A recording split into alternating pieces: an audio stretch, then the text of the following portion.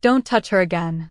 That was the first thing I heard, long before I understood who he was or why the entire street seemed to hold its breath when he spoke, and even now, I can still feel the way those words settled into the night like something final. Something that didn't need to be repeated. I didn't see his face at first, only the stillness that followed him, like the world had quietly agreed to move around him instead of through him. The streetlight above flickered, casting long shadows across the empty parking lot behind the cafe where I worked double shifts just to keep up with rent, and I remember thinking how strange it was that everything suddenly felt quieter, like even the air had stepped back. I had dropped my keys. That's what I told myself later when I tried to explain why I stayed instead of walking away, why I bent down to pick them up instead of pretending I hadn't heard anything at all. My hands were shaking, not enough for anyone else to notice, but enough that the metal slipped once before I caught it again, pressing it tightly into my palm like it could anchor me to something normal. I wasn't supposed to be there. My shift had ended 15 minutes earlier, and most nights I would have already been halfway down the block, earbuds in, pretending the world couldn't reach me. But that night I stayed back to clean the espresso machine because my manager said we couldn't afford another breakdown, and somehow that small decision felt like the kind that changes everything without asking permission. I straightened slowly, my breath catching in my throat as I finally looked up, and that's when I saw him. He stood a few yards away, tall, composed, dressed in a dark coat that looked too expensive for this part of the city, his posture relaxed in a way that didn't match the tension in the air, and his eyes, God, his eyes weren't angry, weren't rushed, weren't anything I could easily name. They were calm. Too calm.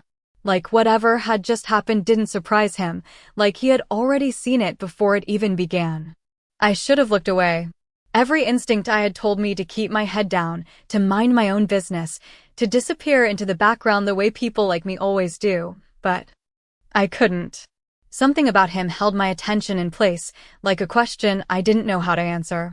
He didn't notice me at first, or maybe he did and chose not to react, because when his gaze finally shifted in my direction, it didn't feel like discovery. It felt intentional. Like he had already decided I was there.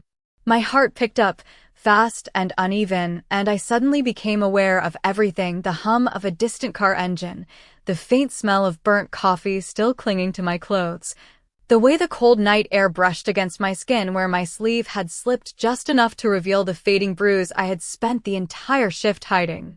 His eyes dropped to it. Just for a second. But it was enough. I pulled my sleeve down instinctively, heat rushing to my face even though I didn't understand why I felt exposed, why a stranger's glance could make something so carefully hidden feel obvious. He didn't move closer. He didn't ask questions. He just looked at me, steady and unreadable, and for reasons I couldn't explain, I felt like he already knew more than he should. Then, just as quietly as he had appeared, he turned away, his presence shifting the atmosphere with him, and I stood there frozen, my keys still clutched in my hand, my mind racing to catch up with something I hadn't even fully seen. I told myself it was nothing. Just a moment. Just a stranger passing through.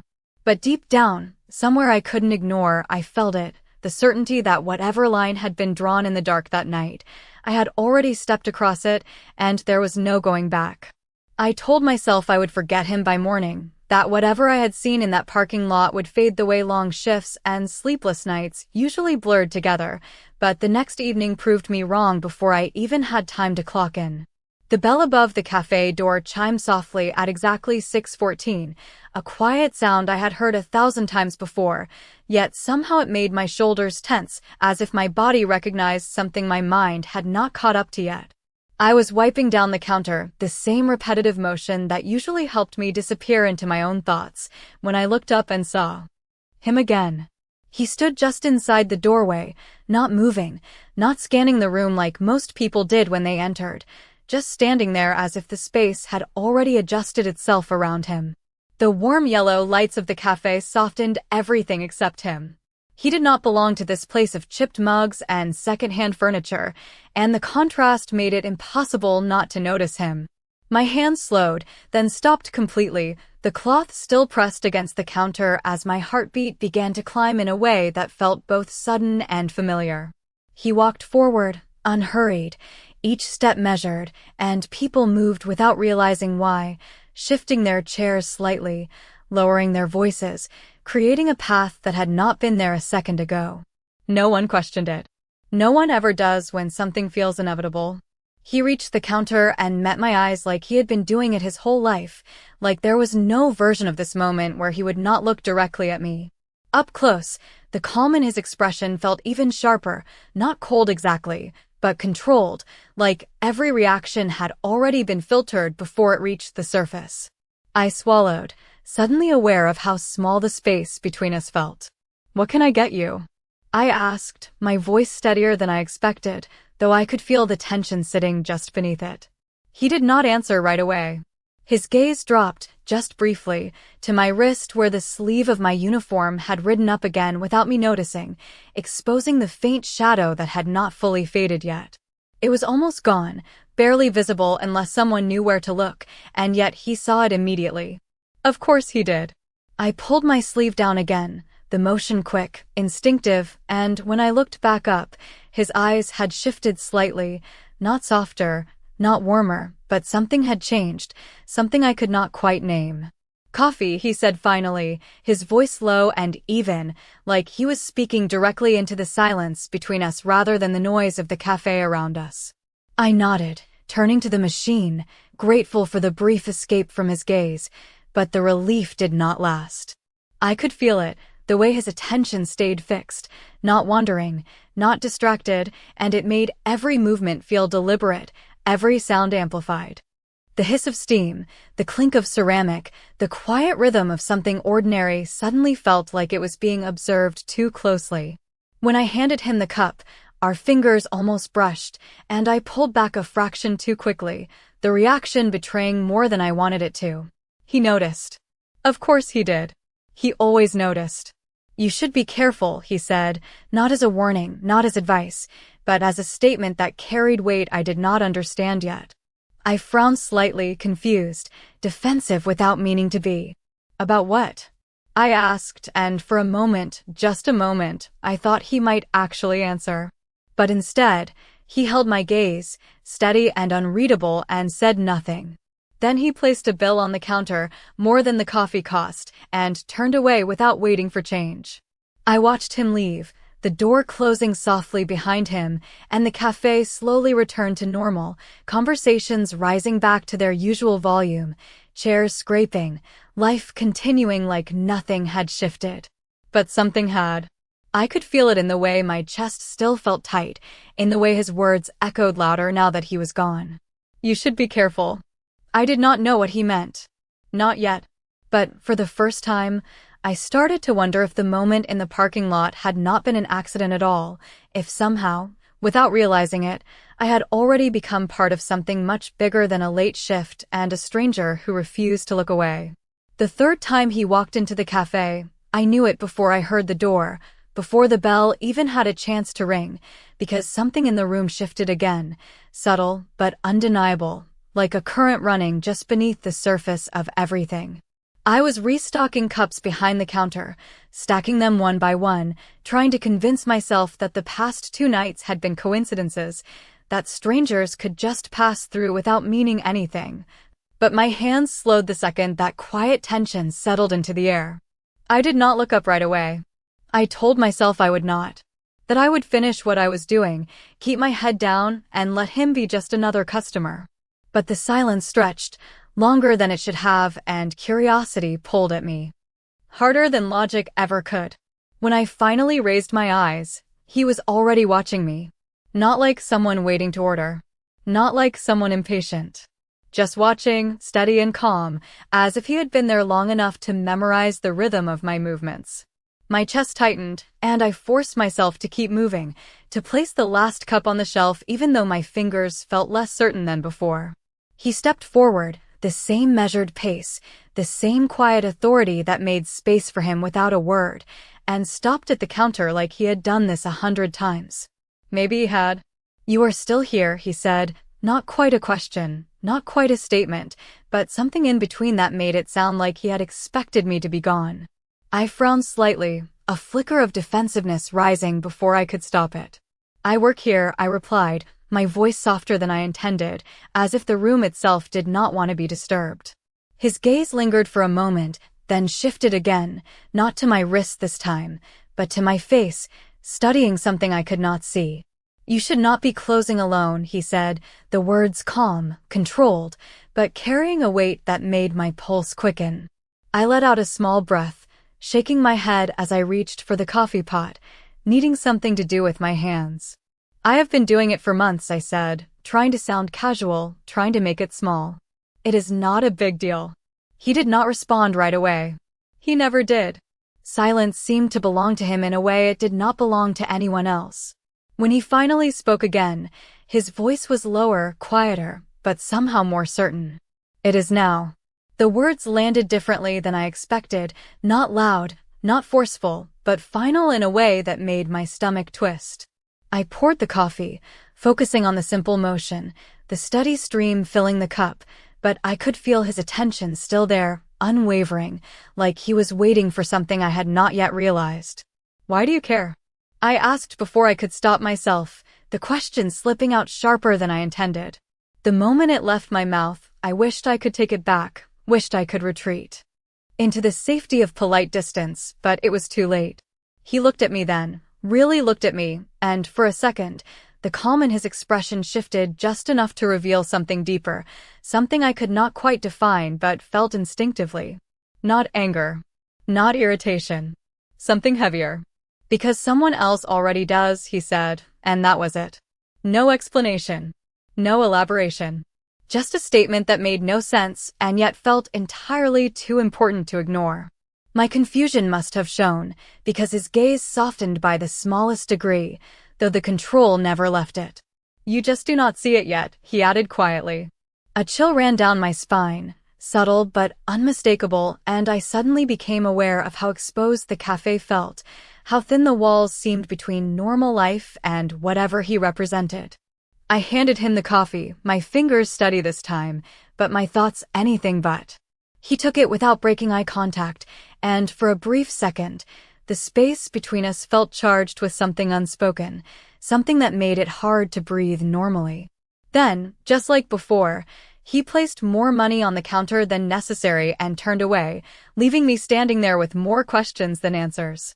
I watched him walk out, the door closing behind him with that same soft sound, and for the first time, I did not feel like I had just met a stranger. I felt like I had been warned.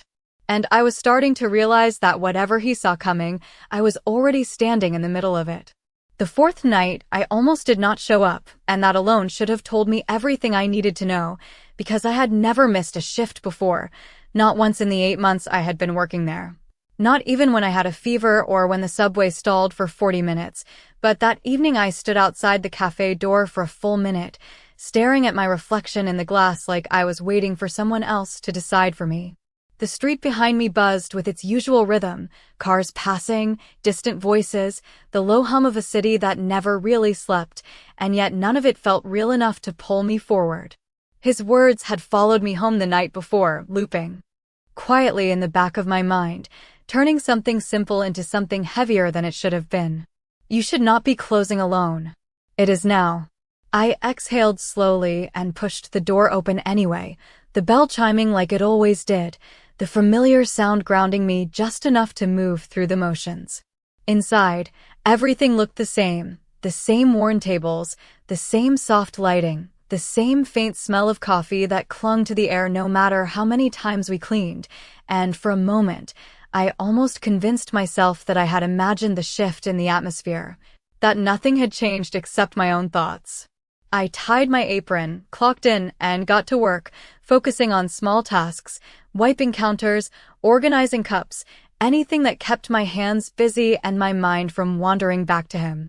Hours passed without incident, customers came and went, conversations rose and fell, and the normalcy began to settle back into place like a carefully restored illusion.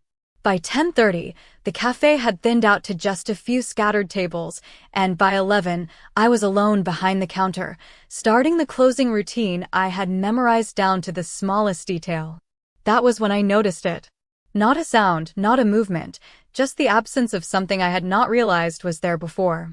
The usual late-night regular who sat by the window had not shown up.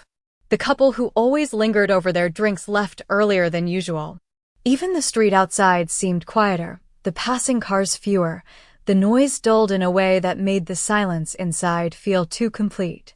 I paused, my hand resting on the register, listening to nothing, and a faint unease settled into my chest. It did not make sense, and yet it felt deliberate, like pieces of something had been quietly removed without drawing attention. I shook my head, telling myself I was overthinking, that not every quiet night meant something was wrong, and turned back to finish closing. The clock ticked toward midnight, each second louder than it should have been, and I moved through the final steps faster than usual, locking the back door, turning off lights one by one, leaving only the soft glow near the entrance. When I finally stepped outside, the cool air hit me instantly, sharper than I expected, and I wrapped my arms around myself without thinking, scanning the street out of habit more than fear. It was empty. Too empty. The parking lot stretched out under the flickering streetlight, shadows pooling in the corners where the light did not quite reach, and for a moment, I hesitated at the edge of the sidewalk, that same instinct from the first night returning stronger than before. I told myself to move, to get to my car, to not stand there like a target, but my feet did not immediately follow the command. And then I saw it. Not him. Not yet. Just a car I did not recognize parked near the far end of the lot, its engine off, its windows too dark to see inside, and something about it made my stomach tighten in a way I could not ignore. I took a step back without realizing it, my pulse quickening, my senses suddenly sharper, every small detail pulling into focus at once. The air felt different again. Thicker. Waiting. And for the first time, I did not question his warning. I understood it. I just did not know what to do with it yet. I should have walked back inside. That was the thought that came too late, the kind that arrives only after your body has already made a decision your mind cannot undo. My fingers tightened around my keys, the metal edges pressing into my palm as I forced myself to take a step forward, then another, my eyes never leaving the car at the far end of the lot. It did not move. It did not need to. Its presence alone was enough to make everything else feel wrong, like the night had been rearranged without telling me. I told myself it was nothing. Someone waiting. Someone parked. 100 normal explanations that should have made sense, but did not settle the unease building in my chest. I reached my car faster than usual, my steps quick, controlled, every sound sharper than it should have been, the faint crunch of gravel under my shoes echoing louder in the quiet. My hand trembled slightly as I unlocked the door, the click sounding too loud, too final, and I slid into the driver's seat without looking away from that dark shape across the lot. Still nothing. No movement. No sign of anyone inside. I exhaled slowly, forcing my breathing to steady as I placed the key in the ignition, telling myself that once the engine started, once I pulled out of this lot and onto a street with lights and people and noise, everything would feel normal again. That was when the headlights turned on. Not mine. Theirs. Bright and sudden, cutting through the darkness with a clarity that made my heart jump into my throat. I froze for half a second, just enough for the moment to stretch longer than it should have, and then instinct took over. I turned my key, the engine sputtering once before catching, my foot pressing down harder than necessary as I shifted into reverse. The car at the far end did not move immediately, but the headlights stayed on, fixed, watching, and that was worse somehow than if it had rushed forward. I pulled out of the space, my eyes flicking between my mirrors and the windshield, every movement deliberate, but edged with something close to panic I refused to name. The exit was only 30 yards away. I had driven it 100 times. I could do it with my eyes closed. But tonight, every second felt stretched, every inch of distance heavier than it should have been. I turned the wheel, lining up with the narrow path toward the street, and that was when I saw him. He was standing near the edge of the lot, just beyond the reach of the streetlight, exactly where I had not been looking. For a split second, I thought I had imagined him, that my mind had filled in the space with something familiar because it needed something to hold on to, but then he stepped forward, and the light caught him just enough to make it real. Adrian. He did not look surprised. He did not look rushed. He looked like he had been there the entire time, like this moment had been expected long before I realized I was part of it. My foot hovered over the brake, my thoughts colliding in a way that made it hard to focus on anything except the fact that he was here, again, exactly when something felt wrong. He lifted one hand, not a wave, not a signal, just a small, controlled motion that made me stop without understanding why. Behind me, the other car remained where it was, headlights still cutting through the darkness, waiting. The silence pressed in, thick and heavy, and I realized with a clarity that made my chest tighten that I was standing between two things I did not understand, one that had already warned me, and one that had been watching me longer than I ever noticed. Adrian's gaze met mine through the windshield, steady, unshaken, and for the first time since I had met him, there was no distance in it, no quiet observation. Just certainty. He stepped closer to my car, slow, deliberate, every movement measured, and when he finally spoke, his voice carried through the closed space like it did not need permission to be heard. "Lock your doors," he said, calm as ever, but this time there was no mistaking it. It was not advice. It was instruction. And something inside me shifted the second I understood that whatever was happening in this moment, it had already begun long before I saw that car, and I was no longer just someone passing through it. I did not remember pressing the lock button, only the sharp click that followed his words, echoing inside the car like something sealing shut, and the moment it happened, the space around me felt smaller, contained, as if the outside world had been pushed just a few inches farther away. My hands tightened around the steering wheel, my pulse loud in my ears, and I forced myself to look at him instead of the headlights behind me that I could still feel without turning around. Adrian stopped just short of my door, close enough that I could see the reflection of the streetlight in his eyes, steady and unwavering, like none of this surprised him, like he had already mapped out every possible outcome and chosen this one. "Do not drive yet," he said, his voice calm, controlled, the same tone he always used, but this time it carried something heavier, something that made it impossible to argue even if I wanted to. I swallowed, my throat dry, confusion and fear tangling together in a way that made it hard to think clearly. "What is happening?" I asked, my voice quieter than I expected, the question slipping out before I could stop it. He did not answer right away. He never did. His gaze shifted briefly past me, toward the car behind, and something in his expression changed, not dramatically. Just enough that I felt it rather than saw it, a subtle tightening, a quiet confirmation of something I could not yet understand. When his eyes returned to mine, that calm was back, perfectly in place, like whatever he had seen had already been accounted for.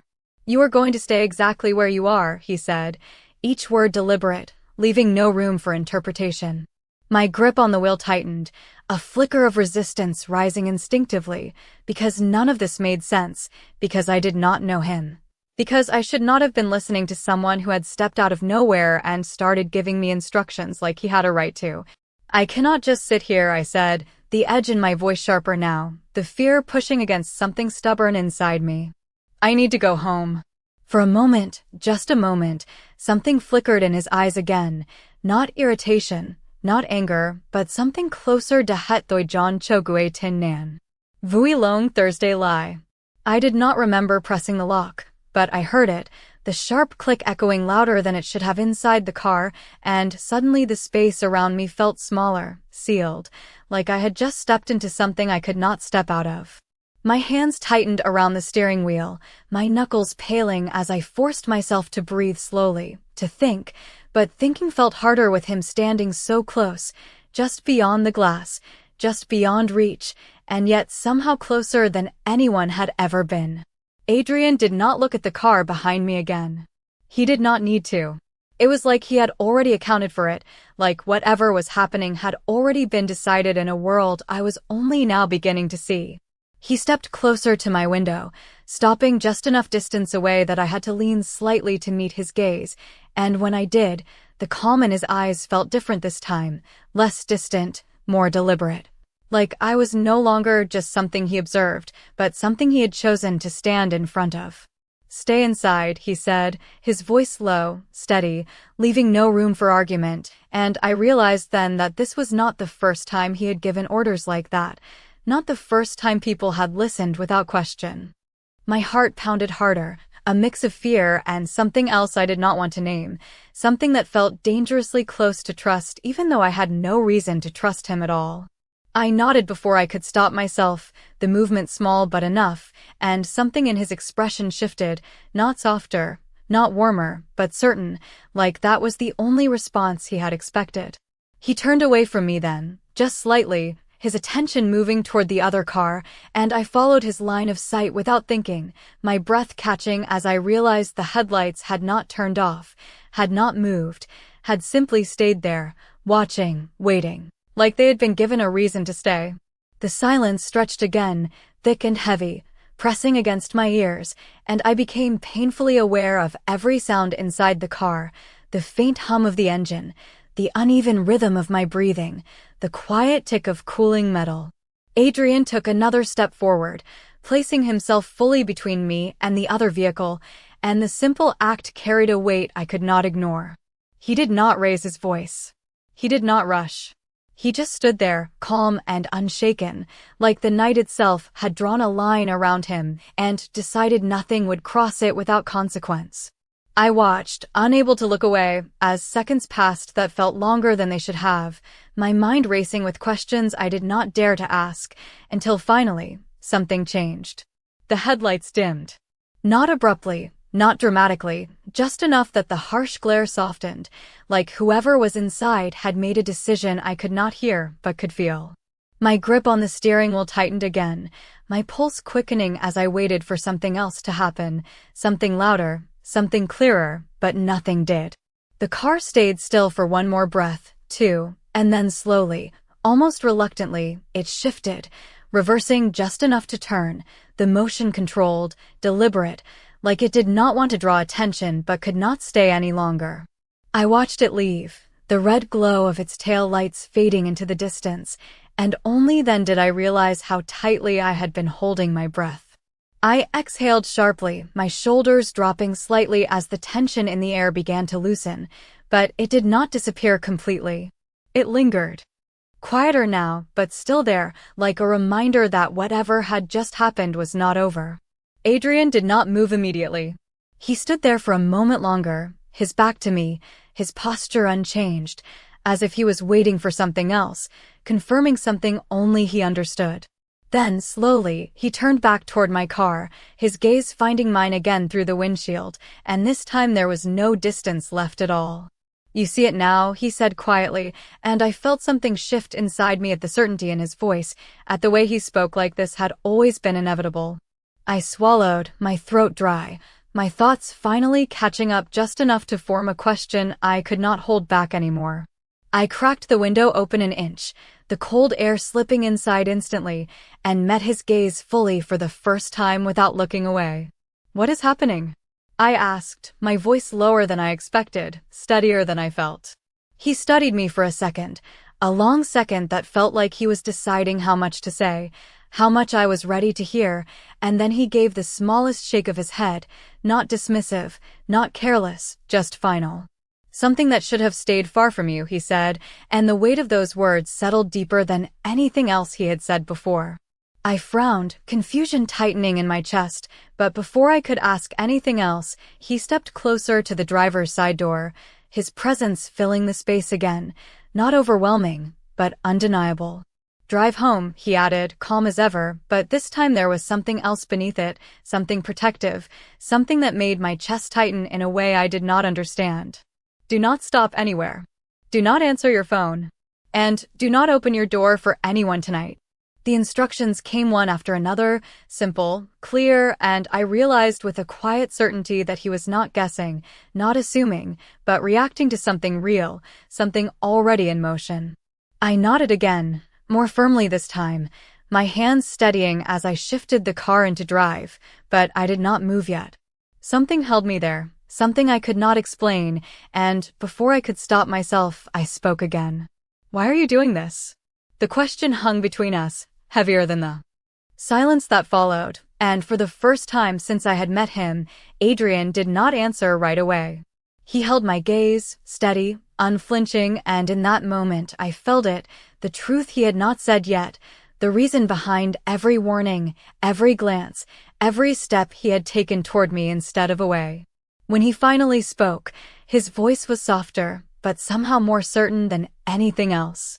"Because they noticed you," he said, and my heart dropped at the quiet finality in his tone. Then he stepped back, giving me just enough space to leave, and I understood without him saying another word that whatever line had been crossed tonight, it was not one I could step back over. Not anymore. I did not remember the drive home in full, only fragments that felt disconnected, like pieces of a memory I had not agreed to keep. The red glow of traffic lights, the hum of the engine beneath my hands, the way every passing car made my chest tighten just a little more than it should have, but I followed his instructions exactly, every single one, because something in the way he said them made it impossible not to. I did not stop. I did not answer my phone when it buzzed twice in my bag, the sound sharp and out of place in the quiet of the car. And when I finally pulled into the small lot behind my apartment building, I sat there for a full 10 seconds, my hands still on the wheel, staring at the dark windows above like I was seeing them for the first time. It looked the same. Everything did. The cracked pavement, the flickering light above the stairwell door, the old sedan parked 2 spaces over that had not moved in weeks. Normal. Safe. But the feeling did not match the image anymore. I stepped out slowly, locking the car behind me without looking away from the building, my senses sharper than they had ever been, every sound amplified, every shadow heavier than it should have been. The walk to my door was less than 30 feet. I had made it countless times without thinking, but tonight each step felt measured, deliberate, like I was aware of something just beyond my reach. I reached my door, my fingers steady as I unlocked it, stepped inside, and closed it. Quickly behind me, turning the lock with a firmness that felt unfamiliar in my own home. Silence greeted me. Familiar, but different. I leaned back against the door for a second, exhaling slowly, letting the quiet settle around me, trying to convince myself that I was overreacting, that whatever had happened in that parking lot belonged out there, not here. But his voice lingered. "Do not open your door for anyone tonight." I pushed away from the door and moved through my apartment, turning on lights one by one, filling the space with brightness as if it could erase the unease that followed me in. The living room looked the same, the couch slightly worn, the small coffee table cluttered with things I had not had time to organize, the faint smell of detergent from laundry I had folded earlier. I set my bag down, kicked off my shoes, and forced myself to move normally, to follow routine, because routine meant control, and control meant safety. I checked the windows. Locked. I checked the back door. Locked. I told myself that was enough. That I was fine. My phone buzzed again, louder this time in the stillness, and I froze for a second before pulling it out slowly, my thumb hovering over the screen. Unknown number. No message. Just missed calls stacking one after another like they had been trying for a while. A chill ran through me, subtle but unmistakable, and I set the phone down on the table instead of answering, his warning echoing louder now that I was alone. "Do not answer your phone." I swallowed, my throat dry, and stepped back from the table like distance could somehow make the decision easier. Minutes passed. Or maybe it was longer. Time felt strange, stretched thin in a way I could not measure. Then came the knock. Soft. Not loud. Not aggressive. Just 3 quiet taps against my door that made every muscle in my body lock at once. I did not move. I did not breathe. The silence after felt heavier than the sound itself, pressing against my chest, waiting. Another knock. Same rhythm. Controlled. Patient. Not someone in a hurry. Not someone uncertain. My eyes flicked toward the door, my heart pounding so hard I could feel it in my throat, and I realized with a clarity that made my hands go cold that this was exactly what he had warned me about. "Do not open your door for anyone tonight." I stayed where I was, every instinct fighting between curiosity and fear, between the urge to pretend I was not home and the need to understand what was happening. "Lily," a voice said from the other side, calm, familiar, and completely unexpected. My breath caught. I knew that voice. I had heard it enough times to recognize it instantly, even through the barrier of wood and distance. Adrian. But something about it felt different. Not the tone. Not the calm. Something underneath it, something that made my chest tighten instead of ease. I stepped closer to the door without realizing it, my hand hovering near the handle but not touching it, my mind racing through everything he had said, everything that had happened, everything that did not add up. He told me not to open the door. And now he was standing on the other side of it. Do not open it. His voice came again, quieter this time, and the contradiction hit me all at once, sharp and immediate. I froze, my hand dropping back to my side, confusion twisting into something heavier, something more dangerous. If that was him, why would he warn me away from himself? And if it was not him, then who was standing outside my door, calling my name like they had every right to be there?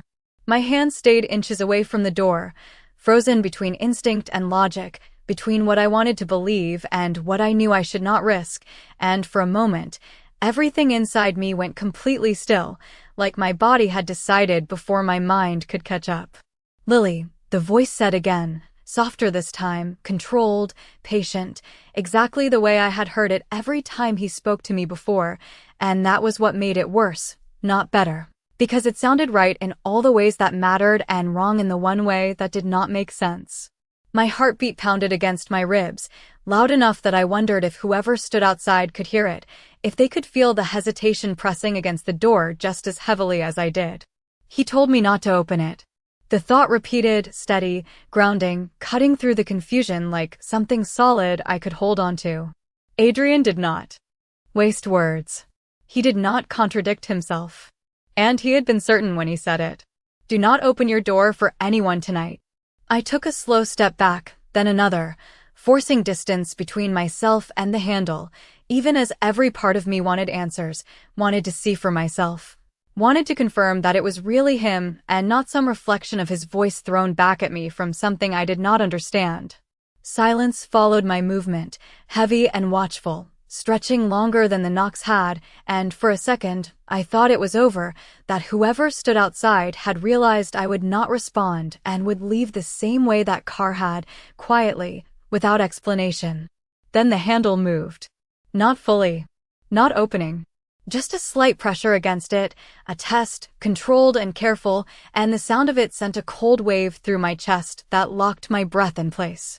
Adrian would not do that. The certainty hit me instantly, sharp and undeniable. He would not test the door. He would not push. He would not need to. Lily, the voice came again, but this time there was something different beneath it, something I had not heard before, something strained, something just slightly off in a way that made every instinct I had pull back harder. I shook my head without meaning to, my voice finally breaking through the silence, even though it came out quieter than I intended. No, I said, the word small but firm enough to carry, and the second it left my mouth, everything on the other side of the door went completely still. No more movement. No more pressure. Just silence. It lasted long enough for doubt to creep in, long enough for me to question myself, to wonder if I had made the wrong choice, if I had just turned away the one person who had been standing between me and something worse. But then I heard it. Not from the door. From the window. A soft sound. Distant but clear enough in the stillness of the apartment, like footsteps shifting just outside my line of sight, followed by something else I could not fully place, something that made my skin prickle with awareness.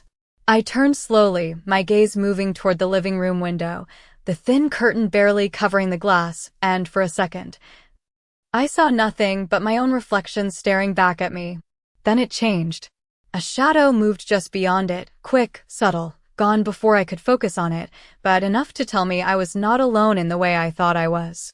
My pulse spiked, my thoughts snapping into something clearer, sharper, and for the first time since this started, I understood the shape of it, not the